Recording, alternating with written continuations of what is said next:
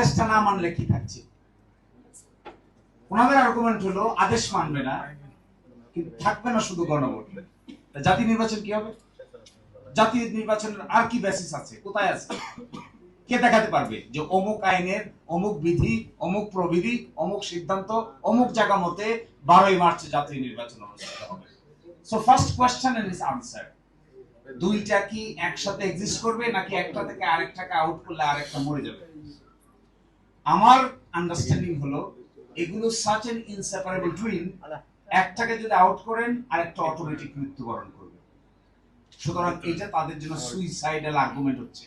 তারা যদি আদেশ মানত তাহলে তাদেরকে দুইটা মানতে হবে, তারা যদি আদেশ না মানে তাহলে একটাও মানা যাবে। কিন্তু তারা একটা মানছে আর একটা মানে নাই, এটার নাম হলো অপরচুনিস্ট। কালকে হাসনাত বলছে এটার নাম অপরচুনিস্ট। দ্বিতীয় প্রশ্ন, সংস্কার নাকি সংশোধন? এই যে দেখেন বিএনপির 31 দফা, বিএনপির 31 দফার 1 নম্বর দফা সংবিধান সংস্কার কমিশন গঠন। ওরা নিজেরাও সংশোধনে বিশ্বাস করে। 1 নম্বর দফা সংবিধান সংস্কার কমিশন গঠন করবে ক্ষমতায় আসলে। তো সংবিধান সংস্কার গঠন হওয়ার আগে ঐকমত্য কমিশন হয়েছে। এবার সালাউদ্দিন ভাই কিন্তু একটা বাস না দিলেই হয় না। দেখেন কি কয় সে বলছে গতকালকে, কি আশ্চর্য কথা, উনি বলছেন গতকালকে যে প্রধান নির্বাচন কমিশনার নাকি সংবিধান ভায়োলেট করে ওই শপথের পত্রটা তাকে পাঠিয়েছে। তাহলে আমার সালাউদ্দিন ভাই সংবিধান ভায়োলেট না করিয়া ঐকমত্য কমিশনের মেম্বার কিভাবে হয়েছে? ঐকমত্য কমিশনের one of the influential member ছিলেন mister home minister mister Salauddin Ahmed. তো মিস্টার সালাউদ্দিন আহমেদ এখন যে হোম মিনিস্টার হয়েছেন, ঐকমত্য কমিশনের বিএনপি রিপ্রেজেন্টেটিভ ছিলেন।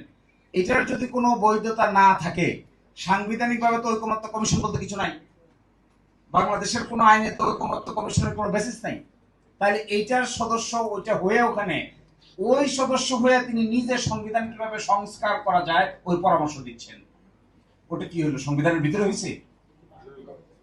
এটা যদি সংবিধানের ভিতরে না হয় তাহলে আমাদের নির্বাচন কমিশনার, প্রধান নির্বাচন কমিশনার একটা শপথের চ্যাপ্টার সাপ্লাই করে যদি সংবিধান ভায়োলেট করেন, তাহলে আমাদের সালাউদ্দিন ভাই সংবিধান সংস্কার কমিশনের কথা, সংবিধান সংস্কারের কথা বলে ঐকমত্য কমিশনের one of the major role player হলে কি সংবিধান ভায়োলেট করেন? নিশ্চয়ই করেছে। একে যদি দোষ দিতে হয়, ওনাকে তার ডাবল দোষ দিতে হয়। আর সেকেন্ড কথা দেখেন, উনি রাজা হাসির ডিম্বর কথা শুনেছেন গতকাল।